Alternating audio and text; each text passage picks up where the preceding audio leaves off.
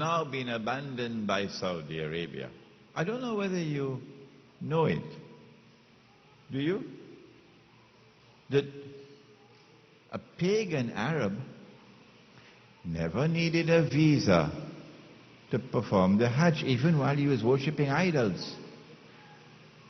Even while he was worshipping idols, a pagan Arab could go to the house of Allah and perform the Hajj. No one could stop him. No one could say, you need my permission to come here. No one could say, you must have a visa. No. For thousands of years. That's gone today. Not only in Saudi Arabia, but all over the world. But in Israel, in this imposter Israel, they have preserved that model of a state which emerged with Nabi Dawood alayhi salam and which was restored by Nabi Muhammad alayhi salatu wasalam. Let us repeat it one more time. This part of the characteristic of the Khilafah state, that it recognized no nationality as a bar. That once you are a member of the religious community of those who worship Allah, you are allowed to enter the territory. You don't need a visa. You're allowed to reside. You don't need a residence permit. You're allowed to seek your livelihood. You don't need a work permit. And you're allowed to participate in the political process on the basis of equality with all other believers. You don't need to be a Saudi citizen. Nabi Muhammad alayhi salatu wasalam proceeded to expand on the model of the Khilafah state,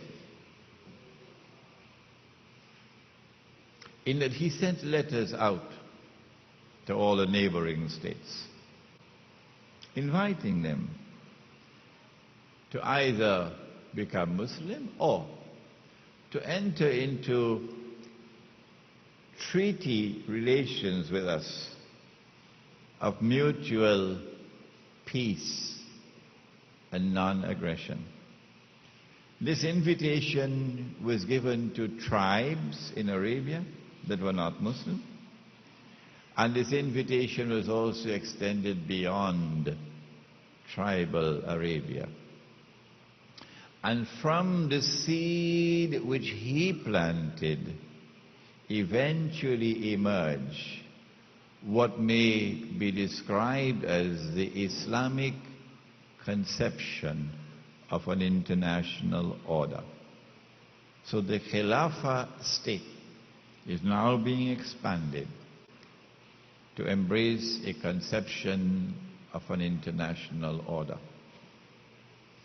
This part where Muslims reside, which recognizes Allah's sovereignty, which recognizes Allah's supreme authority, which enforces Allah's law as the supreme law, is called, I'm going to use the term for the first time now, it's called Darul Islam. Darul Islam. Dar means house. Dar means abode. But we may want to call it the Muslim world. No problem with that. Darul Islam now reaches out to the rest of the world to establish with the rest of the world relations based on mutual peace and non-aggression.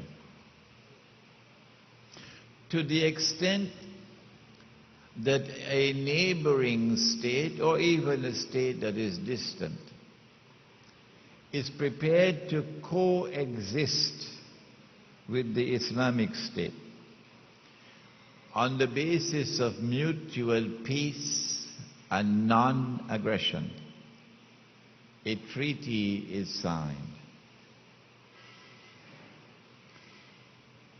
When we have exhausted all the rest of the world And we have signed such treaties of peace and non-aggression with all the rest of the world.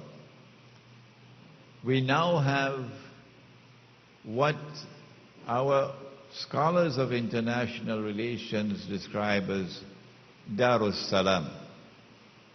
Darus Salam would be the world of peace. There is a term in Latin which is used to describe this. They call it Pax Islamica. When Britain became the ruling state in the world, Britain attempted to replicate it, but not exactly, and then they call that Pax Britannica. You may have heard the term. And then when the United States took over, and the United States attempted to establish those relations with the rest of the world, they call it Pax Americana. You may have heard it. And tomorrow when Israel takes over, and Israel attempts to do the same, they will call it Pax Judaica. And so we are introducing you to Pax Islamica. But Pax Islamica is built on foundations of morality, of moral values. And that is that to the extent that you are prepared to coexist with the Islamic State on the basis of mutual peace and non-aggression, to that extent you are now a part of Darus Salam, the world of peace. What about the rest of the world? It is not a state of peace if you oppress others. No. When power rests on the foundations of faith, power will not allow oppression. No. Allah wants you to fight the oppressor. Allah asks in the Quran, what's wrong with you? وَمَا لَكُمْ لَا تُقَاتِلُونَ فِي سَبِيلِ اللَّهِ وَالْمُسْتَضْعَفِينَ مِنَ الرِّجَالِ وَالنِّسَاءِ وَالْوِلْدَانِ الَّذِينَ يَقُولُونَ رَبَّنَا أَخْرِجْنَا مِنْ هَذِهِ الْقَرْيَةِ الظَّالِمِ أَهْلُهَا إلى آخر الآية. What's wrong with you? And so the Islamic State, while it reaches out to establish relations of mutual peace and non-aggression with all the world which is prepared to reciprocate. The Islamic State will not tolerate oppression in the world. Will not establish peaceful relations with the oppressor. Because when power rests on the foundations of faith, power will be used to punish the oppressor.